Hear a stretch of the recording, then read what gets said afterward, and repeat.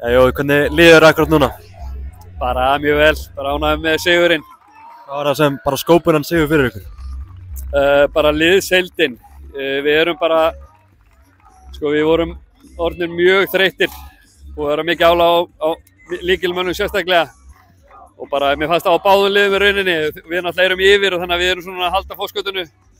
En hérna bara, ég held að liðsheildin og bara svona sterkur varnarleikur sem er búin að einkenna okkur núna þessa leiki. Þannig að ég held að það var það sem skóp þetta. Við hefðum alveg getað í fyrri hálfleik skorað fleiri mörk en ég held að heilt yfir þá var þetta bara nokkuð jafn leikur. En hérna við vorum alltaf yfir og náðum að halda þetta út. Markið kemur úr hornspyrnu, ertu með tölu á því hvað er búin að skora úr mörgum hornspyrnu núna? Nei, alltaf ekki 4-5 eitthvað svoleiðis, en það var líka að skora þeim. Hvað er málið með þessi föstu leikadra, hverju gengur ykkur svona vel í þeim? Það er bara leikmennir. Ég meina við erum bara með leikmenn sem eru að vinna að nái og eru grimmir og hérna, þannig að það er nú alveg það og kannski góða spyrnur inn í bóksið. Ég held að það sé, við erum ekkert búin að setja eitthvað, við erum alveg búin að æfa þetta sjálfsögðu, en við erum ekkert búin að setja ykkur ofur áherslu þetta, en ég meina það er náttúrulega ljóst að þegar við fáum horn eða inngösa sem við getum kastað á honum inn, þá gerum við það til að koma boltanum inn í markið. Orðin eitthvað stressaður í lokin að þeir myndu ná jafnar, þeir fengu færi til þess? Já, ég meina ekki þannig stressaður, en auðvitað, ég meina við vorum alltaf bara mennarnir mjög þreyttir og búið mikið höfuhögg í leiknum. Við erum með 2 stráka út úr liðinu vegna höfuhögga frá því í síðasta leik og þannig að þetta var bara, það reyndi vel á en við erum alltaf líka með alveg geggjaða markmann þannig að það er ekkert svakalega á okkur. Ekstra sætt að vinna þessa leiki?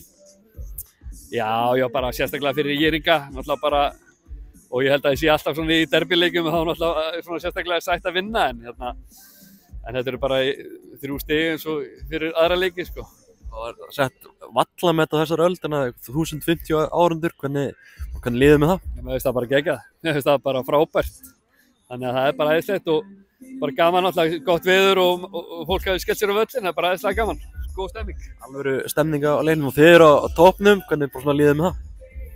Bara vel auðvitað, ég meina þú veist það er bara búin að ganga vel og við erum líka búin að vinna hart fyrir hver einasta stigi. Við erum ekki lið sem erum eitthvað að dansa hérna áfram, við erum bara hard working lið og vel hérna rútinera.